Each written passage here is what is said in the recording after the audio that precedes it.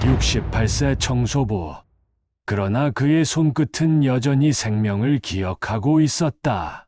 새벽 4시 30분, 휴대폰 알람이 울립니다. 저는 벌써 일어나 있었죠. 68세가 되어도 몸은 정확한 리듬을 기억하고 있었어요. 세면을 마치고 간단히 아침을 먹은 후 집을 나섰습니다. 지하철 첫차에 몸을 맡기며 창밖을 바라봤죠. 아직 어둠이 깔린 서울 시내를 보면서 생각했습니다. 이 일을 시작한 지도 벌써 3년이 지났네요. 세브란스 병원 야간 청소부라는 제 새로운 정체성에 이제 익숙해졌어요. 병원에 도착하면 항상 제일 먼저입니다. 직원용 출입구를 지나 지하 1층 청소용품 창고로 향했죠. 오늘도 변함없이 걸레, 청소용 세제, 그리고 낡은 청소 카트를 준비했습니다. 손에 익은 동작이었어요. 1층 로비부터 시작해서 각 층을 차례로 올라가며 청소를 했습니다. 바닥을 닦으면서 자연스럽게 주변을 관찰하게 되죠. 응급실에서 나오는 의사의 표정, 간호사들의 걸음걸이, 환자 가족들의 불안한 모습들. 모든 것이 제 눈에 들어왔어요. 아침 7시쯤 되면 후배 청소 직원들이 출근합니다.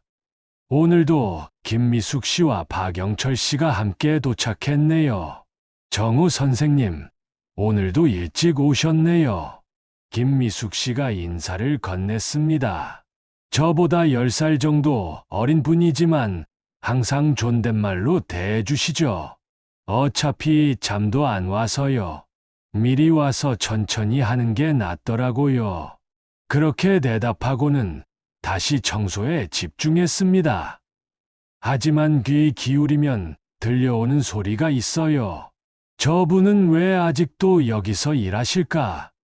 나이도 많으신데 너무 느리셔. 우리가 2배로 일해야 해요. 젊은 직원들의 작은 목소리였습니다. 들리지 않는 척했지만 가슴이 조금 아팠죠. 하지만 이해할 수 있었어요. 제가 다른 직원들보다 작업 속도가 느린 건 사실이니까요. 다만 저에게는 이유가 있었습니다. 병원의 모든 구석구석을 살펴보는 습관 때문이었죠. 복도를 지나가던 환자의 걸음걸이가 어색하면 발목 부상을 의심했고, 간호사의 손목 움직임을 보면 과로로 인한 건초염을 걱정했습니다. 특히 중환자실 앞을 지날 때는 더욱 조심스러웠어요. 의료진들의 대화 소리, 기계음, 환자 가족들의 한숨 소리까지 모든 것이 제 귀에 들렸죠. 그 소리들은 저에게 단순한 소음이 아니었습니다. 생명이 걸린 진지한 신호였어요. 오늘 아침에도 그랬습니다. 3층 내과 병동을 청소하는데 한 환자가 계속 뒤척이고 있었어요. 복부를 감싸며 신음하는 모습이 심상치 않았죠. 간병인은 단순한 소화불량으로 여기고 있었지만 제 눈에는 달랐습니다. 혹시 어디가 아프세요? 저도 모르게 환자에게 다가가 물어봤어요. 배가 너무 아파요. 새벽부터 계속. 환자의 얼굴색을 보니 창백했습니다. 식은땀도 흘리고 있었죠. 맥박을 재어보고 싶었지만 참았어요. 청소부가 환자를 만질 수는 없으니까요. 간병인 분, 빨리 의사 선생님을 불러주세요. 지금 당장요.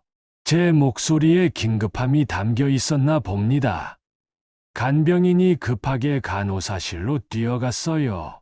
다행히 30분 후 응급 검사를 받고 장폐색 의심으로 수술실로 이송되었죠. 그런 일이 있을 때마다 가슴이 뛰었습니다. 여전히 제 안에 살아있는 무언가가 있다는 걸 느꼈어요. 하지만 동시에 씁쓸했죠. 이제 저는 그냥 청소부일 뿐이었으니까요. 점심시간이 되면 지하 직원 식당에서 같은 청소부들과 식사를 했습니다. 오늘도 평범한 대화가 오갔어요. 정우 선생님은 정말 꼼꼼하세요. 너무 신경 쓰시지 마세요. 그냥 청소만 하면 되는 거예요. 그들의 말이 틀린 건 아니었습니다. 하지만 저에게는 그럴 수 없었어요. 이 병원의 모든 공간이, 모든 사람이 소중했거든요. 청소를 하면서도 끊임없이 관찰하고 생각했습니다. 혹시 놓치고 있는 건 없을까? 도움이 될 수 있는 건 없을까 하면서요. 오후에는 수술실 주변 복도를 청소했습니다. 수술복을 입고 나오는 의사들의 표정을 보면 수술 결과를 짐작할 수 있었어요. 밝은 표정이면 성공, 굳은 표정이면 어려웠다는 뜻이죠. 오늘 젊은 외과 의사 한 명이 굉장히 지쳐 보였습니다. 수술이 잘 안 됐나 봐요. 복도 벤치에 주저앉아 고개를 떨구고 있었죠. 수고 많으셨습니다. 지나가면서 작은 목소리로 인사를 건넸어요. 젊은 의사가 고개를 들어 저를 봤습니다. 네. 감사합니다. 그 눈에서 깊은 좌절을 읽을 수 있었어요. 아마 환자를 잃었거나 수술이 예상보다 복잡했을 겁니다. 제가 그 나이였을 때도 그랬거든요. 모든 환자를 다 구할 수는 없다는 현실이 가장 견디기 힘들었죠. 하루 일과를 마치고 집에 돌아가는 길, 지하철 안에서 생각했습니다. 저는 왜 이 일을 계속하고 있을까요? 경제적으로 필요해서만은 아니에요. 연금과 예금으로도 충분히 살 수 있거든요. 아마도 이곳이 제가 평생을 바친 공간이기 때문일 거예요. 비록 지금은 청소부이지만 이 병원 어디선가 누군가의 생명을 구하고 있다는 생각이 저를 위로했습니다. 제가 깨끗이 정리한 공간에서 기적 같은 일들이 일어나고 있다는 믿음 말이에요. 집에 도착하니 아내 순자가 저녁을 준비하고 있었습니다. 오늘은 어땠어요? 그저 그랬어요. 별일 없었죠. 항상 같은 대답이었어요. 굳이 아내를 걱정시킬 필요는 없었거든요. 하지만 마음 깊은 곳에서는 알고 있었습니다. 언젠가는 제가 누구였는지, 무엇을 할 수 있는지 보여줄 날이 올 거라는 걸 말이에요. 아침 일찍 병원에 도착해서 평소처럼 청소를 시작했는데 오늘은 조금 다른 일이 있었습니다.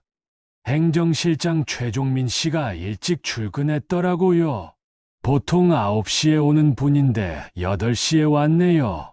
최종민 씨는 40대 중반으로 병원 내에서도 상당한 영향력을 가진 분입니다. 언제나 바쁘게 움직이며 직원들에게 지시를 내리는 모습을 자주 봤죠. 저에게는 그다지 친절하지 않은 분이에요. 윤정우 씨. 최종민 씨가 저를 불렀습니다. 복도에서 바닥을 닦고 있던 제게 다가오더라고요. 네, 실장님. 오늘 VIP 병동 쪽 청소 좀 특별히 신경 써주세요. 중요한 분이 오시거든요. 알겠습니다. 그런데 최종민 씨의 표정과 말투가 영 기분이 좋지 않았어요. 마치 저를 하인 부리듯 하는 느낌이었죠. 그리고 앞으로는 환자들한테 말 걸지 마세요. 몇 번 보고받았는데 괜히 환자 불안하게 만든다고 하더라고요. 하지만 실장님, 저는 단지 그냥 청소나 잘하세요. 다른 건 신경 쓰지 마시고요. 최종민 씨는 그 말을 남기고 급하게 걸어갔습니다. 저는 그 자리에서 한동안 멈춰 있었어요. 가슴이 답답했죠. 환자를 걱정하는 마음이 오히려 방해가 된다니요. 점심시간이 되어 직원 휴게실에 갔습니다. 평소에는 청소 직원들끼리 따로 식사를 하는데 오늘은 휴게실에 젊은 의사들과 간호사들이 먼저 자리를 잡고 있더라고요. 저는 구석진 자리에 조용히 앉았어요. 어제 응급실에 온 환자 기억나? 인턴 의사 하나가 말했습니다. 아, 그 복잡한 케이스. 맞아. 처음에는 단순한 복통인 줄 알았는데 알고 보니 장중첩이었어. 제가 듣고 있는 줄도 모르고 계속 이야기를 나눴어요. 하지만 그들의 진단 과정을 들어보니 몇 가지 놓친 부분이 있었습니다. 환자의 나이와 증상을 고려했을 때 장중첩보다는 유착성 장폐색일 가능성이 높았거든요. 혹시 환자분 나이가 어떻게 되셨나요? 저도 모르게 질문을 던졌습니다. 휴게실이 조용해졌어요. 모든 시선이 제게 집중되더라고요. 65세셨는데. 왜요? 인턴 의사가 당황스럽다는 표정으로 대답했습니다. 65세 환자에게서 장중첩은 흔하지 않죠. 복부 수술 기왕력이 있으셨다면 유착성 장폐색을 먼저 의심해봐야. 잠깐요. 다른 의사가 제 말을 끊었습니다. 죄송한데 청소부분이 왜 의학적인 조언을 하시는 거죠? 웃음소리가 터져 나왔어요. 몇몇 간호사들도 킥킥거리며 웃었습니다. 아, 이거 재밌네. 청소하시면서 의학 공부도 하셨나 봐요. 드라마 너무 많이 보신 거 아닌가요? 그들의 비웃음이 제 가슴을 파고들었습니다. 얼굴이 뜨거워졌어요. 저는 조용히 자리에서 일어났죠. 죄송합니다. 괜한 말씀 드렸네요. 휴게실을 나오면서 주먹을 꽉 쥐었습니다. 분하고 속상했어요. 제가 40년 넘게 쌓은 경험과 지식이 이렇게 무시받는다니요. 하지만 어쩔 수 없었습니다. 지금의 저는 그냥 청소부일 뿐이었거든요. 오후에 VIP 병동을 청소하러 갔을 때도 마찬가지였습니다. 젊은 간호사들이 제 앞에서 대놓고 불편한 기색을 보였어요. 저분 왜 자꾸 환자들한테 말 걸어요? 행정실장님이 주해 주셨다던데. 그냥 늙은 잔소리꾼 같아요. 제가 들을 수 있는 거리에서 하는 말이었습니다. 일부러 들려주려는 것 같았어요. 저는 묵묵히 청소를 계속했지만 마음은 무거웠죠. 그날 저녁 복도를 지나는데 응급실에서 소란이 일어났습니다. 의료진들이 급하게 뛰어다니고 있었어요. 호기심에 가까이 가보니 심장마비 환자가 실려온 것 같았습니다. 인턴 의사들이 당황하며 심폐소생술을 시행하고 있었는데 자세가 정확하지 않았어요. 가슴 압박 위치도 약간 위쪽으로 치우쳐 있었고요. 저는 무의식 중에 한 걸음 다가갔습니다. 저기, 압박 위치가, 진짜. 한 간호사가 짜증스럽게 소리쳤어요. 청소부 아저씨, 여기서 뭐 하시는 거예요? 방해하지 마시고 비켜주세요. 보안 요원이 와서 저를 밀어냈습니다. 그 순간 정말 참담했어요.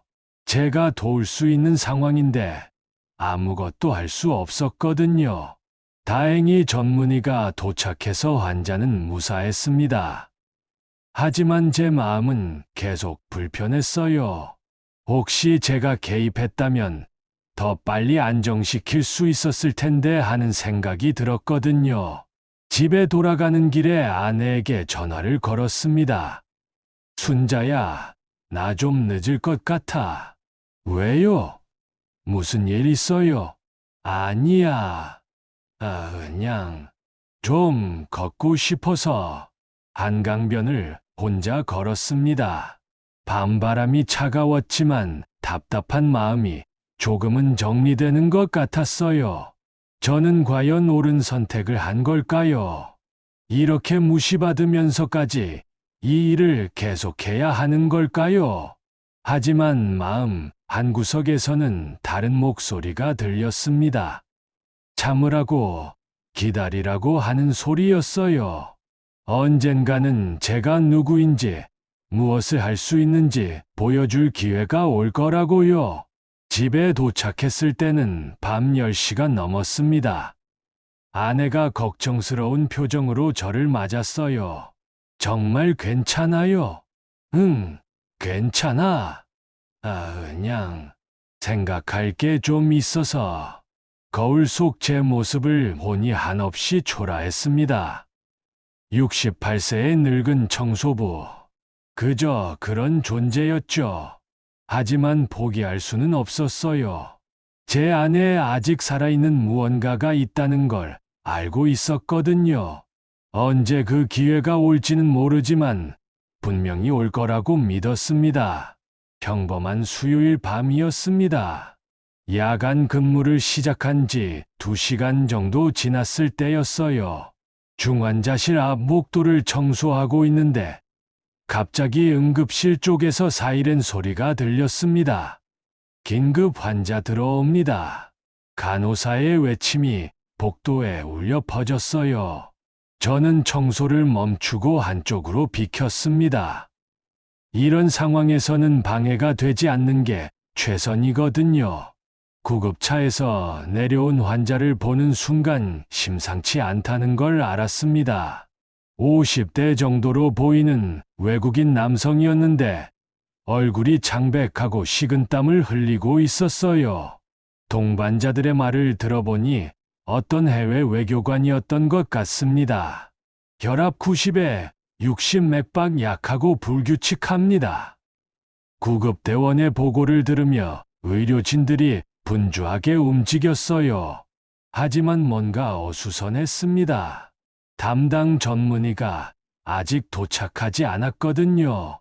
인턴 의사 2명이 우선 응급처치를 시작했지만 명확한 진단을 내리지 못하고 있었어요. 환자의 상태가 점점 나빠지는 게 보였습니다. 심전도는 어때요? 부정맥이 있어요. ST 분절도 이상하고요. 심근경색인가요? 잘 모르겠어요. 좀 애매한데. 젊은 의사들의 목소리에서 당황함이 느껴졌습니다.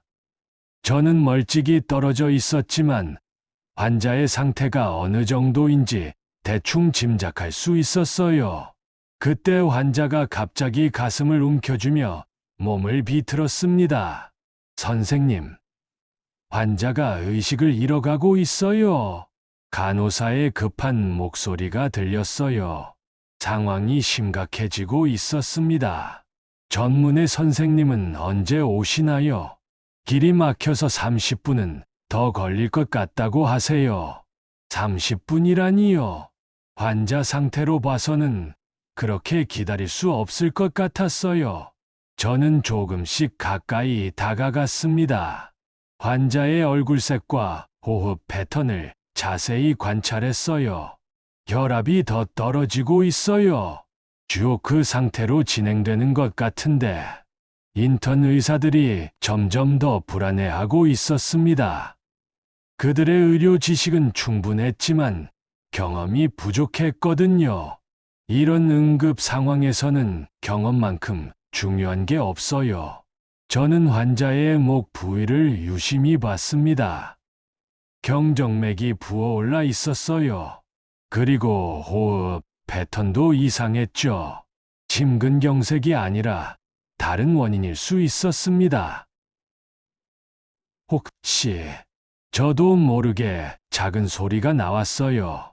주변이 너무 소란스러워서 아무도 듣지 못했지만요.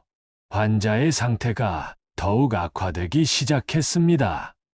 산소 포화도가 떨어지고 있었어요. 인공호흡기 준비해야 할까요? 아직은 좀. 그때 저는 더 이상 참을 수 없었습니다. 환자가 위험한 상황에 놓여 있는데 가만히 있을 수 없었어요. 저기요. 작은 목소리로 인턴 의사에게 말을 걸었습니다. 혹시 심낭압 전증은 확인해 보셨나요? 네. 뭐라고요? 젊은 의사가 저를 돌아봤어요. 당황스럽다는 표정이었죠. 환자분 경정맥 부종이 심하고 호흡곤란 패턴을 보면 또 시작이네. 옆에 있던 간호사가 작게 중얼거렸어요. 아까 휴게실에서 저를 비웃었던 분이었습니다. 청소부 아저씨, 지금 상황 아시죠? 방해하지 마세요. 하지만 저는 포기할 수 없었습니다. 환자의 생명이 걸린 일이었거든요. 정말 심낭압전증 같아 보이거든요. 심장 초음파로 확인해 보시면 진짜 웃기네. 인턴 의사가 고웃음을 쳤어요. 의대도 안 나오신 분이 진단을 하시네요. 주변에서 킥킥 웃는 소리가 들렸습니다. 하지만 그 순간 환자의 상태가 급격히 나빠졌어요. 혈압이 80 밑으로 떨어졌어요. 맥박도 더 약해지고 있고요. 응급 상황이 되자 모두 긴장했습니다. 저는 한 걸음 더 다가가서 확실한 목소리로 말했어요. 지금 당장 심장 초음파 찍어보세요. 심낭압전증입니다. 심낭천자가 필요해요. 이번에는 무시할 수 없는 톤이었나 봅니다. 인턴 의사가 잠깐 망설이더라고요. 설마, 정말. 그때 마침 다른 전문의가 도착했습니다. 급하게 뛰어온 심장내과 김재현 선생님이었어요. 상황이 어떻게 되나요? 혈압 저하와 호흡곤란이 지속되고 있습니다. 심근경색 의심했는데 김재현 선생님이 환자를 빠르게 진찰했습니다. 목의 경정맥을 보더니 표정이 심각해졌어요. 심장 초음파 당장 가져와요. 심낭압전증 의심됩니다. 제가 방금 말했던 바로 그 진단이었습니다. 주변이 잠시 조용해졌어요. 모두가 저를 쳐다봤습니다. 지금 당장 심낭천자 준비하세요. 김재현 선생님의 지시에 따라 의료진들이 분주하게 움직였어요. 몇 분 후 심낭천자를 시행하자 환자의 상태가 눈에 띄게 좋아졌습니다. 혈압이 올라가고 있어요. 호흡도 안정되고 있고요. 환자가 위험에서 벗어나는 순간이었습니다. 저는 안도의 한숨을 내쉬었어요. 하지만 동시에 모든 시선이 제게 쏠려 있다는 걸 느꼈죠. 궁금증과 당황스러움이 섞인 시선들이었습니다. 저분이 처음에 심낭압전증이라고 했는데 청소부 아저씨가 어떻게 알았을까요? 정말 신기하네요. 속삭이는 소리들이 들렸지만 저는 조용히 그 자리를 벗어났습니다.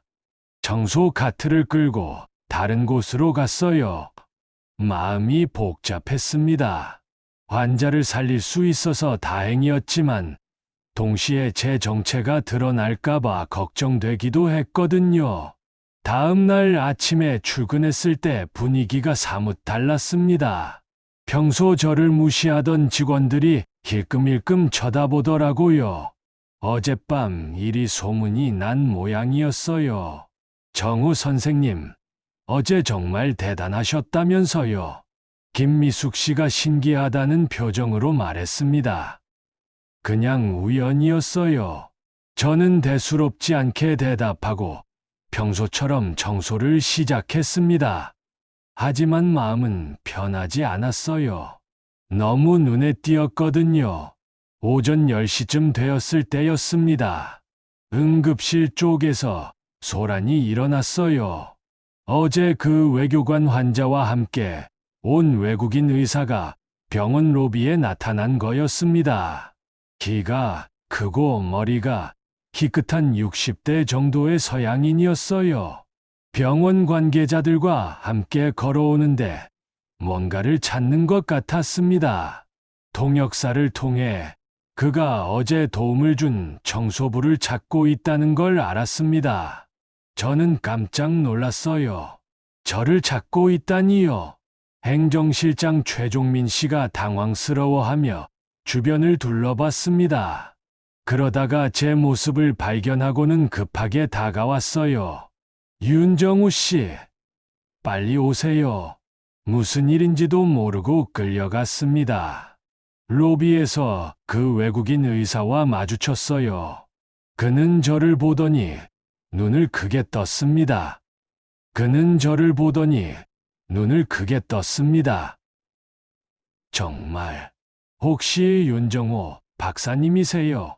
그의 목소리에서 놀라움과 반가움이 섞여 있었어요. 저는 당황해서 아무 말도 할 수 없었습니다. 주변 사람들도 모두 멍하니 저희를 바라보고 있었어요. 믿을 수 없네요. 전설적인 심장외과 의사셨잖아요. 그가 흥분한 목소리로 말했습니다. 통역사가 그의 말을 번역하자 주변이 술렁거리기 시작했어요. 심장외과 의사라고요? 청소부 아저씨가요? 저는 어떻게 대답해야 할지 몰랐습니다. 그 외국인 의사는 계속해서 말했어요. 1987년 뉴욕 국제심장학회에서 처음 뵈었습니다. 당시 선생님의 대동맥 판막 치환술 발표를 듣고 정말 감동받았어요. 제 과거가 하나씩 드러나기 시작했습니다. 1987년, 그때 저는 30대 후반이었어요. 한국에서 온 젊은 심장외과 의사로서 국제학회에서 주목받기 시작할 때였죠. 그리고 1992년 독일에서 열린 학회에서도 배웠고요. 선생님의 복합적 선천성 심장병 수술 기법은 정말 혁신적이었습니다. 주변 사람들의 표정이 점점 변해갔어요. 믿을 수 없다는 듯이 저를 바라봤습니다. 특히 1995년에 발표하신 신생아 심장 수술 논문은 아직도 많은 외과의들이 참고하고 있어요. 전 세계적으로 인용되고 있죠. 저는 고개를 숙였습니다. 부끄러웠어요. 과거의 영광스러웠던 시절이 이렇게 갑작스럽게 드러나니까요. 그가 자신을 소개했습니다. 존스 홉킨스 대학 심장외과 교수 로버트 해밀턴이라고 했어요. 존스 홉킨스라니요. 세계에서 가장 유명한 의과대학 중 하나였어요. 어제 우리 외교관을 살려주셔서 정말 감사합니다. 침낭압전증을 그렇게 빨리 진단하시다니 역시 윤정호 박사님이셨군요. 최종민 실장이 어리둥절한 표정으로 저를 봤어요. 정우 씨, 정말 의사셨던 건가요? 저는 천천히 고개를 끄덕였습니다. 더 이상 숨길 수 없었거든요. 아, 네. 그렇습니다. 주변이 완전히 조용해졌어요. 모두가 충격에 빠진 것 같았습니다. 로버트 교수가 계속 말을 이어갔어요. 1980년대부터 2000년대 초까지 선생님은 아시아에서 가장 유명한 심장외과 의사 중 한 분이셨습니다. 특히 소아 심장 수술 분야에서는 세계적인 권위자셨죠. 제가 세계적으로 활동했던 시절의 이야기들이 하나씩 나왔습니다. 국제학회 발표, 논문, 수술 기법들. 그런데 2005년 이후로 갑자기 학회에서 뵙지 못했어요. 무슨 일이 있으셨나요? 그 질문을 받자 가슴이 아팠습니다. 2005년 제가 의료계를 떠나게 된 해였거든요. 개인적인 사정이 있었습니다. 저는 짧게 대답했어요. 그 시절을 자세히 설명하고 싶지 않았거든요.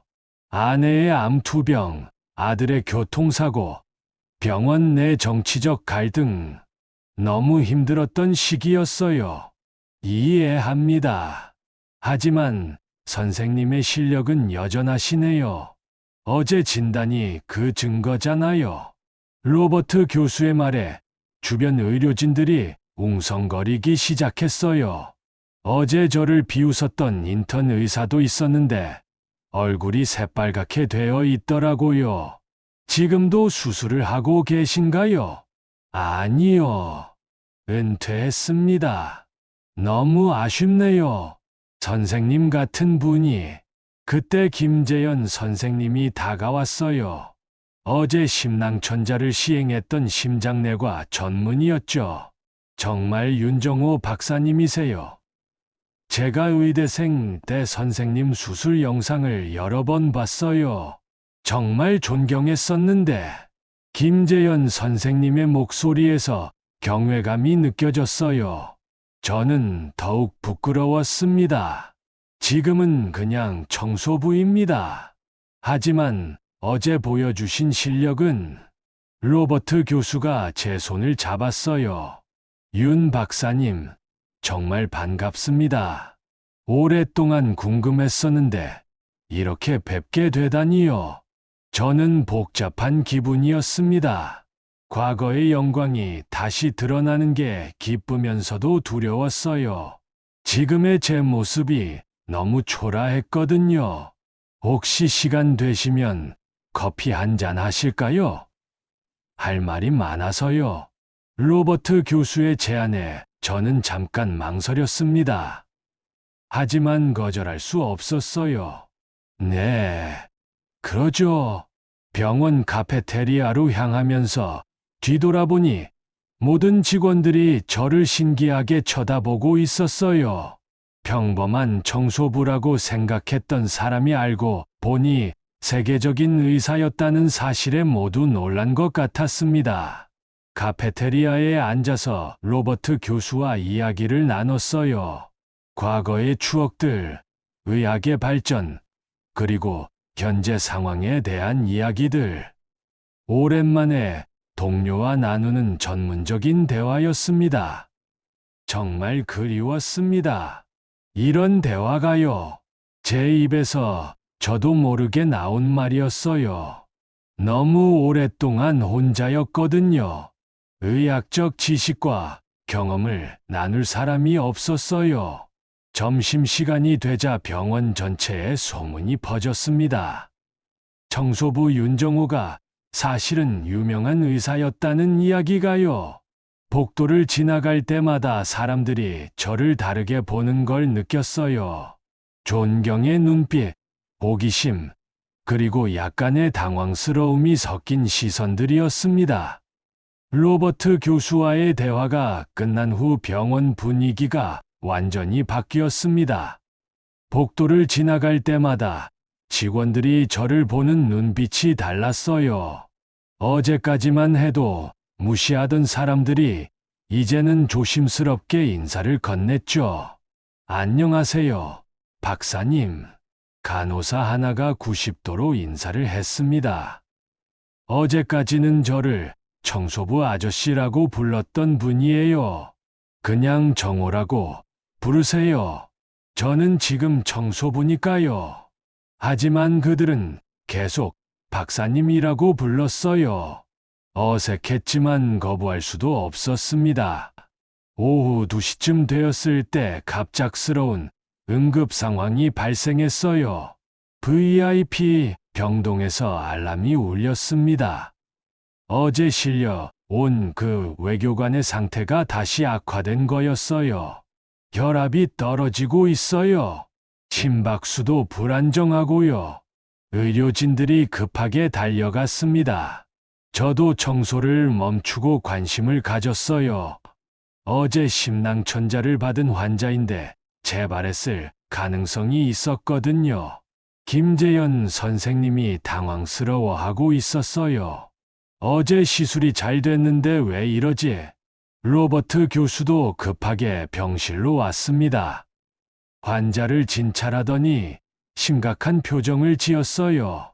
심낭 재충전이 일어난 것 같습니다. 또 천자를 해야 하나요? 그런데 위치가 애매해서 의료진들이 고민하고 있을 때 저는 환자의 상태를 유심히 봤어요. 호흡 패턴, 맥박, 피부색.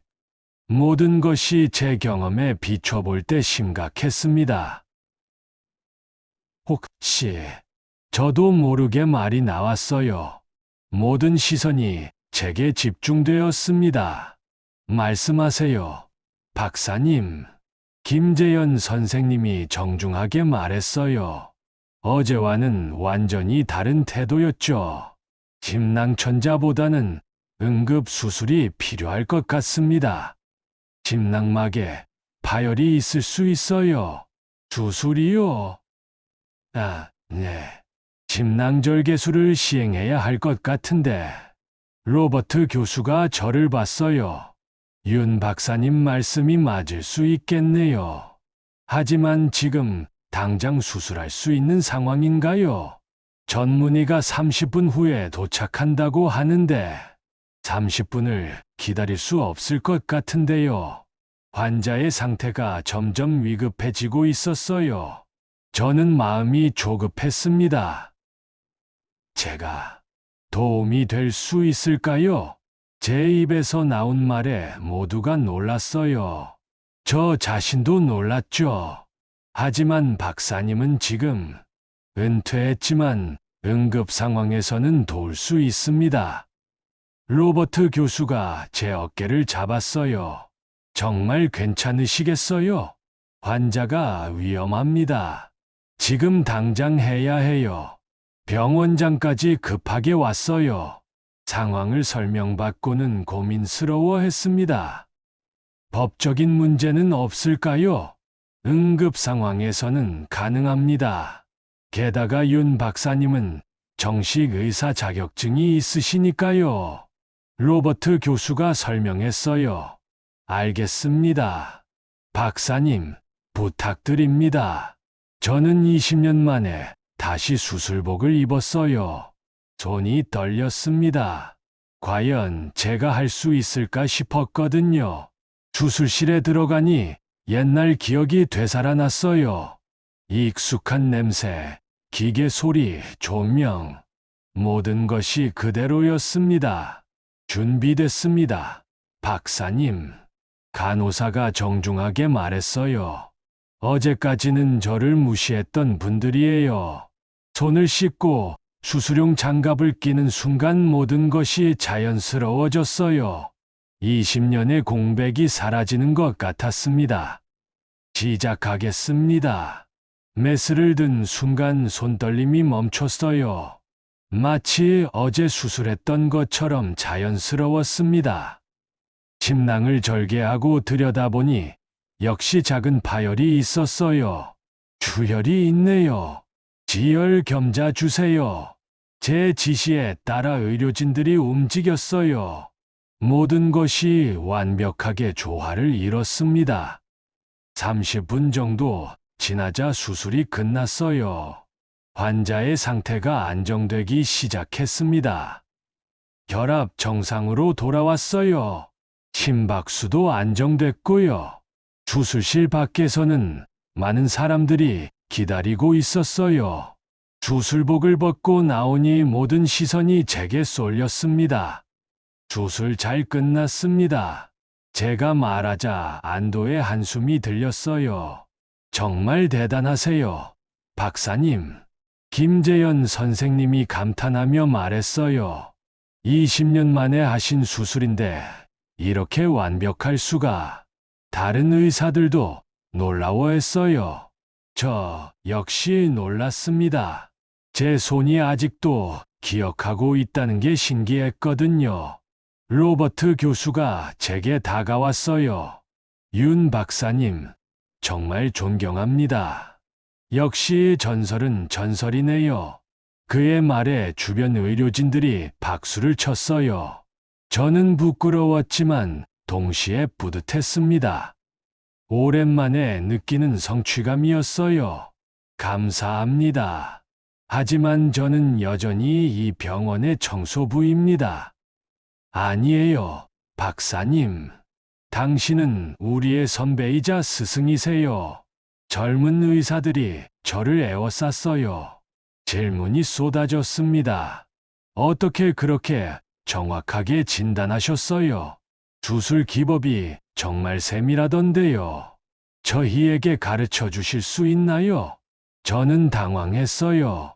어제까지만 해도 무시하던 사람들이 이제는 저를 스승으로 여기고 있었거든요. 천천히 이야기하죠. 그날 저녁 집에 돌아가니 아내가 TV를 보고 있었어요. 병원 소식이 뉴스에 나온 모양이었습니다. 당신 이야기 나오더라고요. 그래요? 세계적인 의사가 청소부로 일하다가 환자를 구했다고. 아내가 제 손을 잡았어요. 자랑스러워요. 그 한마디에 하루의 피로가 다 사라지는 것 같았습니다. 오랜만에 아내 눈에서 자랑스러워하는 빛을 봤거든요. 내일부터 병원이 어떻게 달라질까요? 글쎄요. 하지만 저는 여전히 청소부예요. 정말요? 아내가 의미심장하게 웃었어요. 아마 무언가 변화가 있을 거라는 걸 직감하고 있었나 봅니다. 저도 그런 예감이 들었어요. 오늘을 계기로 제 인생이 다시 한번 바뀔 것 같다는 느낌이었습니다. 다음 날 아침 출근길이 평소와 달랐습니다. 지하철에서 사람들이 저를 알아보는 것 같았어요. 어제 뉴스 때문인지 몇몇 분들이 힐끔힐끔 쳐다봤습니다. 병원에 도착하니 더욱 놀라웠어요. 평소에는 직원 출입구로 조용히 들어갔는데 오늘은 정문 로비에 사람들이 기다리고 있었습니다. 박사님, 김재현 선생님이 다른 의사들과 함께 저를 맞았어요. 이렇게 나오실 필요 없는데요. 아니에요. 어제 정말 감사했어요. 그들의 태도가 완전히 바뀌어 있었습니다. 존경하는 선배를 대하는 모습이었어요. 로버트 교수도 일찍 와 있었어요. 외교관 환자의 상태를 확인하러 왔다고 했습니다. 환자분 상태는 어떤가요? 완전히 안정됐어요. 박사님 덕분이죠. 다행이네요. 사실 박사님께 드릴 말씀이 있어서 왔어요. 로버트 교수가 진지한 표정을 지었습니다. 무슨 말씀인가요? 존스 홉킨스 의과대학에서 객원 교수로 모시고 싶어 합니다. 갑작스러운 제안에 저는 놀랐어요. 객원 교수요? 아, 네. 박사님의 경험과 기술을 젊은 의사들에게 전수해 주시면 좋겠어요. 특히 소아 심장외과 분야에서는 박사님만한 분이 없거든요. 주변 의사들도 관심을 보였어요.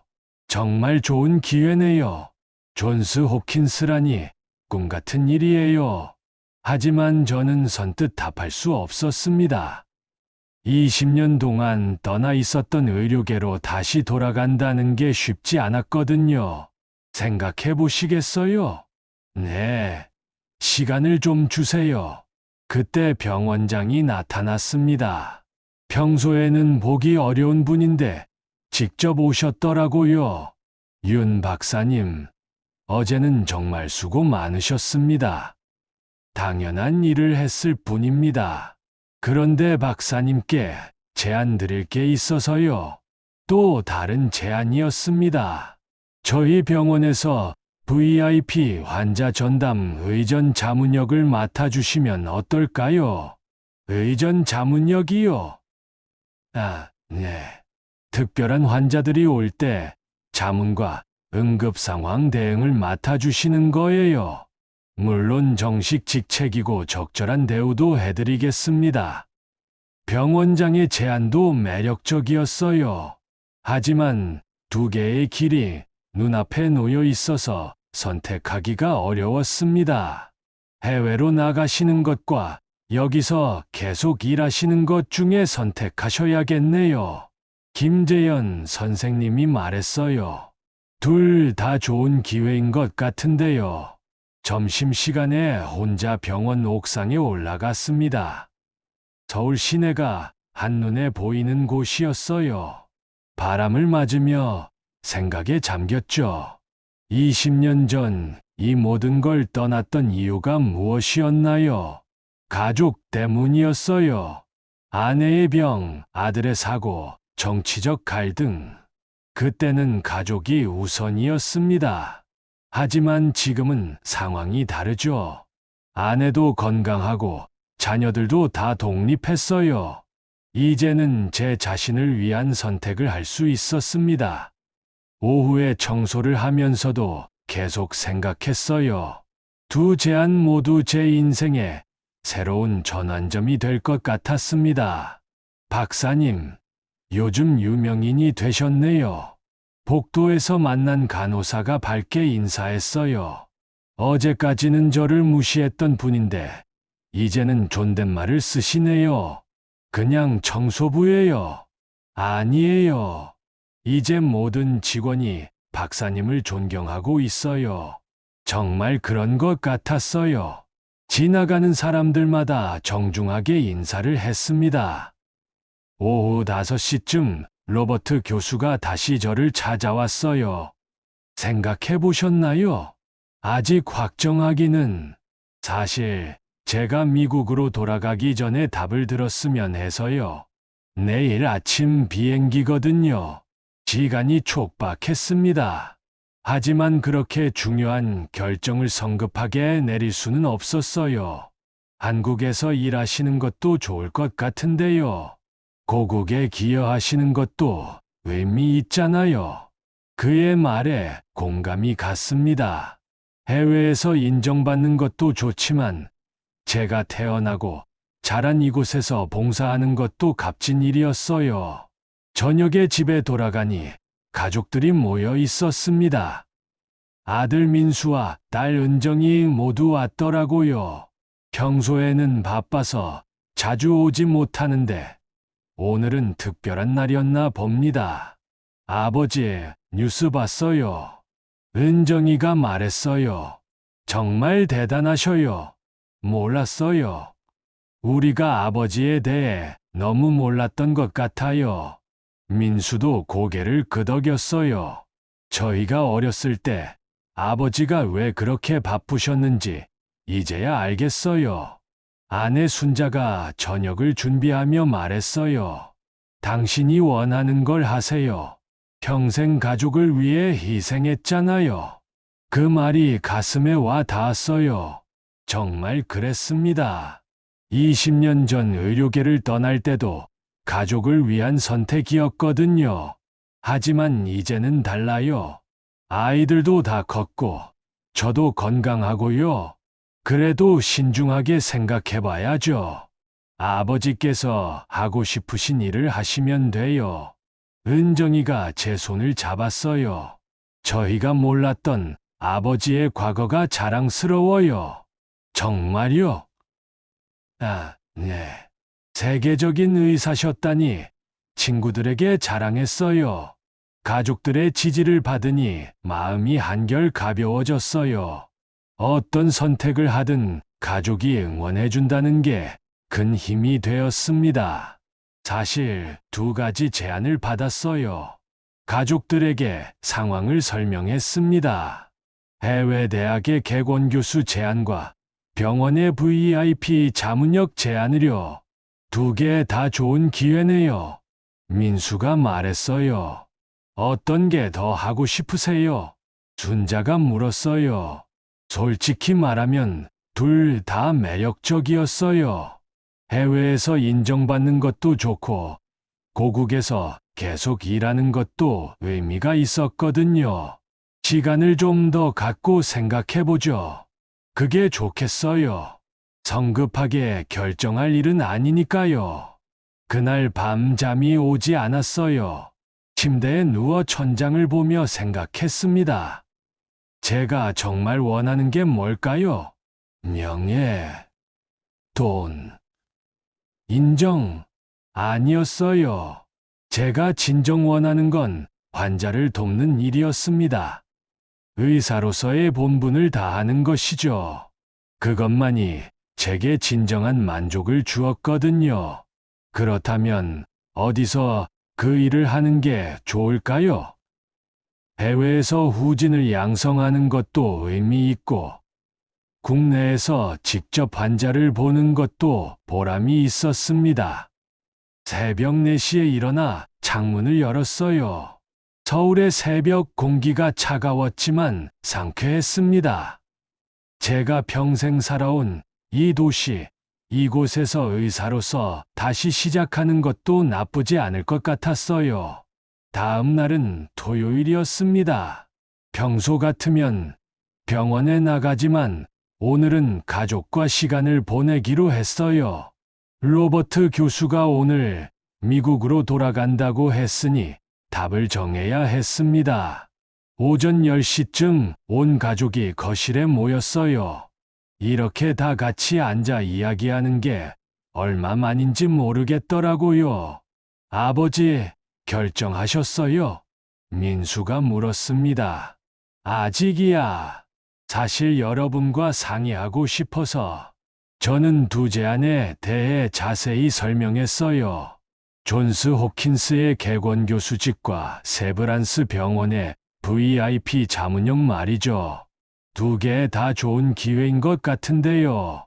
은정이가 말했어요. 하지만 아버지께서 진짜 원하시는 게 뭔지가 중요하죠.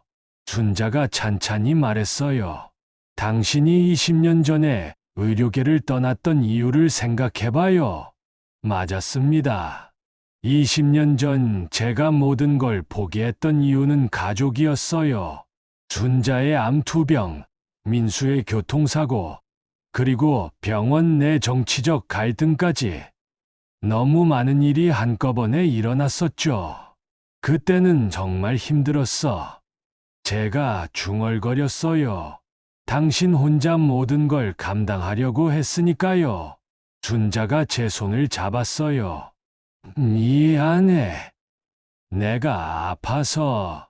무슨 말을 해요. 당연한 거였어요. 그때를 돌이켜보니 후회는 없었어요. 가족이 우선이었고, 그것이 옳은 선택이었거든요. 하지만 이제는 상황이 달라졌잖아요. 민수가 말했어요. 저희도 다 컸고, 어머니도 건강하시고, 맞아요. 이제는 아버지가 하고 싶은 일을 하셔야 해요. 은정이도 거들었어요. 하지만 나이가 68세가 뭐가 문제예요. 요즘 70대에도 활발하게 일하시는 분들 많아요. 순자가 단호하게 말했어요. 게다가 아버지는 여전히 실력이 있으시잖아요. 어제 수술로 증명하셨고요. 그들의 말이 맞았어요. 나이는 숫자에 불과했습니다. 중요한 건 열정과 실력이었죠. 그럼 어떤 선택을 하는 게 좋을까? 저는 가족들의 의견을 물어봤어요. 개인적으로는 한국에서 계속 일하셨으면 좋겠어요. 민수가 먼저 입을 열었어요. 왜? 아버지가 해외에 나가시면 자주 못 뵐 것 같아서요. 이제 손주도 생길 텐데. 그 말에 모두 웃음이 터졌어요. 민수가 곧 결혼할 예정이었거든요. 저도 같은 생각이에요. 은정이가 동조했어요. 물론 해외 교수직도 명예로운 일이지만 아버지께서 직접 환자를 돌보시는 모습을 보고 싶어요. 순자도 고개를 끄덕였어요. 나도. 그래. 당신이 환자를 살리는 모습이 가장 행복해 보였어. 정말. 응. 어제 집에 돌아왔을 때 표정이 정말 좋았어. 오랜만에 보는 표정이었어. 그 말에 뭔가 깨달았어요. 제가 진정 원하는 건 환자와 직접 마주하는 일이었습니다. 가르치는 것도 좋지만 직접 생명을 구하는 일이 더 보람 있었어요. 그럼 VIP 자문역을 하는 게 좋겠네요. 그런데 아버지, 은정이가 말했어요. 청소부 일은 어떻게 하실 거예요? 그것도 고민이었어요. 3년 동안 해온 일을 그냥 그만둘 수는 없었습니다. 아마 겸업을 해야 할 것 같아. 겸업이요? 아, 응. 평상시에는 청소를 하고 응급 상황이나 VIP 환자가 있을 때만 자문 역할을 하는 거야. 그것도 좋을 것 같은데요. 민수가 말했어요. 겸손하시니까 더 좋아 보여요. 점심을 먹으면서도 계속 이야기했어요. 가족들의 응원을 받으니 확신이 들었습니다. 한국에서 이 병원에서 계속 일하는 게 맞는 것 같았어요. 그런데 아버지, 은정이가 갑자기 물었어요. 왜 그동안 저희에게 과거 이야기를 안 해주셨어요? 아, 글쎄. 사실 특별한 이유는 없었어요. 그냥 지나간 일이라고 생각했고 자랑하고 싶지도 않았거든요. 겸손해서 그런 거 아닐까? 순자가 말했어요. 당신은 원래 자랑을 안 하는 성격이야. 맞았어요. 저는 어릴 때부터 자랑하는 걸 좋아하지 않았습니다. 실력은 말로 하는 게 아니라 행동으로 보여주는 거라고 생각했거든요. 그래도 가족들에게는 말해줬어야죠. 민수가 아쉬워했어요. 미안하다. 앞으로는 더 많은 이야기를 해줄게. 오후에 병원에 잠깐 들러서 로버트 교수를 만났어요. 공항으로 가기 전에 인사하고 싶다고 연락이 왔거든요. 결정하셨나요? 아, 네. 한국에서 계속 일하기로 했어요. 아쉽네요. 하지만 이해해요. 로버트 교수가 아쉬워했지만 존중해줬어요. 대신 한국에서 좋은 일 많이 하시길 바라요. 언제든 미국에 오고 싶으시면 연락 주세요. 감사합니다. 그리고 이거 받으세요. 그가 명함을 건넸어요. 제 개인 연락처예요. 학술적인 교류는 계속했으면 좋겠어요. 그러죠. 로버트 교수가 떠난 후 병원장을 만났어요. VIP 자문역을 맡겠습니다. 정말요? 감사합니다. 병원장이 기뻐했어요. 하지만 조건이 있어요. 무슨 조건인가요?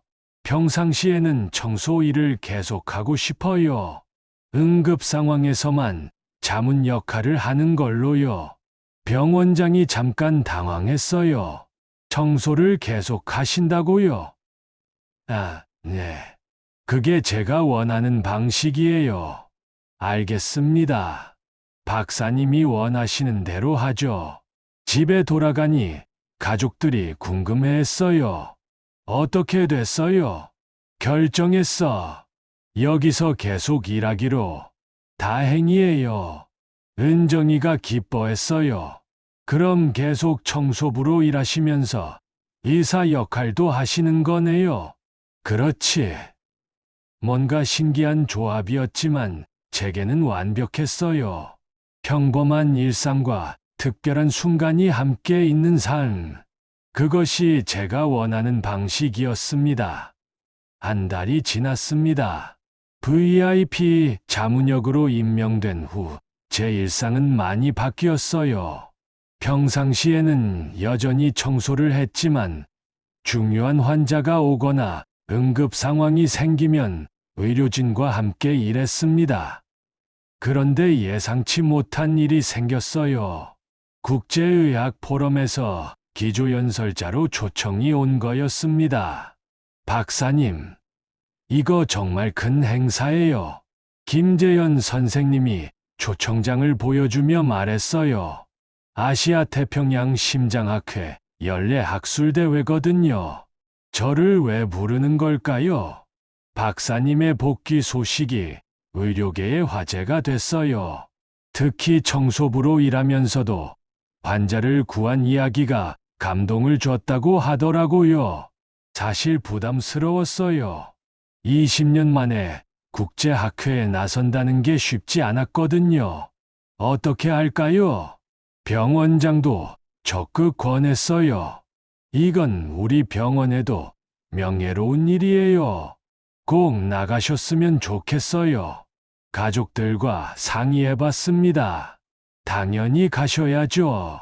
순자가 단호하게 말했어요. 이런 기회가 흔한가요? 하지만 긴장되네요. 아버지라면 잘하실 거예요. 민수와 은정이도 응원해줬어요. 결국 참석하기로 했습니다. 하지만 무슨 이야기를 해야 할지 고민이었어요. 준비하는 과정에서 제 인생을 되돌아봤습니다. 의대생 시절부터 전문의가 되기까지, 그리고 세계적인 심장외과 의사로 활동했던 시절, 가족을 위해 모든 걸 포기했던 때, 그리고 청소부로 일하며 다시 시작한 지금까지. 연설문을 쓰면서 깨달았어요. 제가 전달하고 싶은 메시지가 뭔지 말이죠. 학회 당일 서울 코엑스에 많은 사람들이 모였습니다. 세계 각국에서 온 의사들, 연구자들, 학생들, 모든 시선이 저에게 쏠려 있었어요. 무대에 오르니 떨렸습니다. 하지만 마이크 앞에 서자 마음이 차분해졌어요. 안녕하십니까? 윤정호입니다. 간단한 인사로 시작했어요. 여러분께 특별한 의학 기술이나 최신 연구 결과를 말씀드릴 것은 아닙니다. 대신 한 의사의 인생 이야기를 들려드리고 싶어요. 청중들이 집중하기 시작했어요. 저는 40년 넘게 의사로 살아왔습니다. 그중 20년은 수술실에서, 나머지 20년은 수술실 밖에서 보냈어요. 제 인생 이야기를 차근차근 들려줬습니다. 젊은 시절의 열정, 성공의 기쁨, 그리고 시련과 좌절. 2005년 저는 의료계를 떠났습니다. 가족이 더 중요했거든요. 그때는 제 선택이 옳다고 믿었어요. 지금도 후회하지 않습니다. 청중들이 숨을 죽이며 들었어요.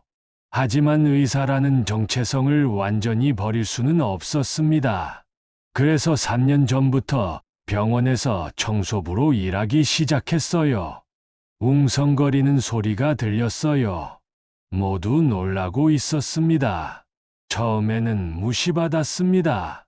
당연했어요. 저는 그냥 청소부였으니까요. 하지만 포기하지 않았어요. 작은 일이라도 성실하게 했습니다.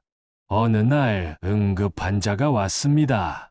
제가 도울 수 있는 상황이었어요. 그때 깨달았습니다. 진짜 의사는 직책이나 지위가 만드는 게 아니라는 걸요. 박수가 터져 나왔어요. 의술은 명예를 위한 것이 아닙니다. 누군가의 삶을 지키기 위해 존재하는 거예요.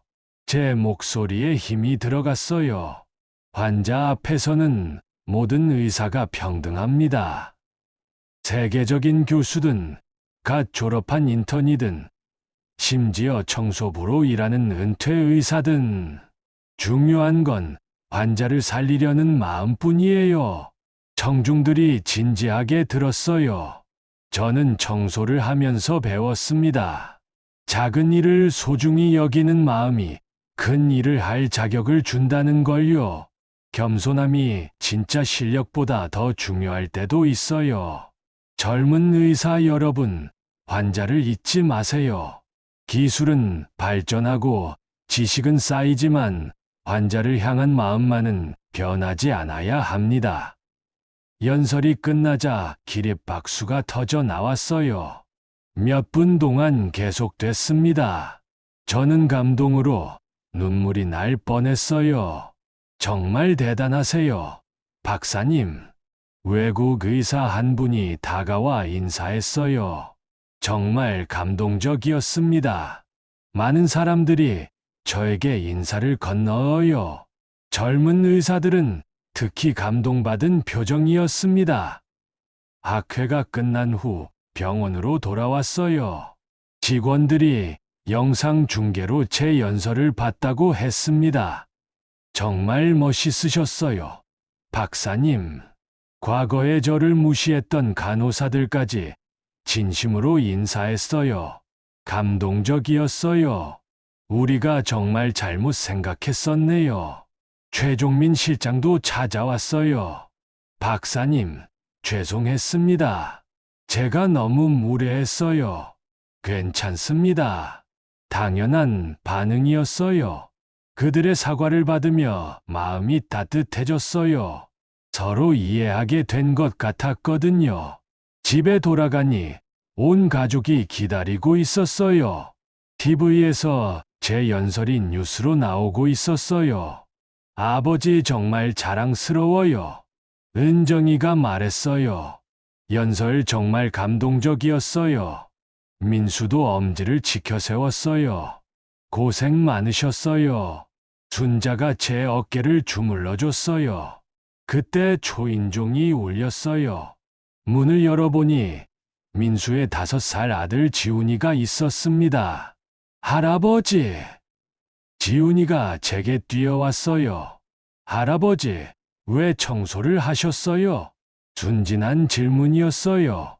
저는 무릎을 꿇고 지훈이와 눈높이를 맞췄습니다. 할아버지가 왜 청소를 했을까? 몰라요. 작은 일도 소중하게 하는 마음이 큰 일을 할 자격을 주는 거란다. 지훈이가 고개를 갸웃거렸어요. 무슨 말이에요? 나중에 크면 알 거야. 어떤 일이든 성실하게 해야 한다는 뜻이야. 그럼 할아버지는 이제 청소 안 해요? 아니야, 계속 할 거야. 왜요? 그게 할아버지가 좋아하는 일이거든. 지훈이가 웃으며 제 품에 안겼어요. 저녁 식탁에서 가족들과 이야기를 나누며 생각했습니다. 제 인생이 이렇게 완성된 느낌이었어요. 과거의 영광도, 현재의 평범함도, 미래의 가능성도 모든 것이 조화를 이루고 있었죠.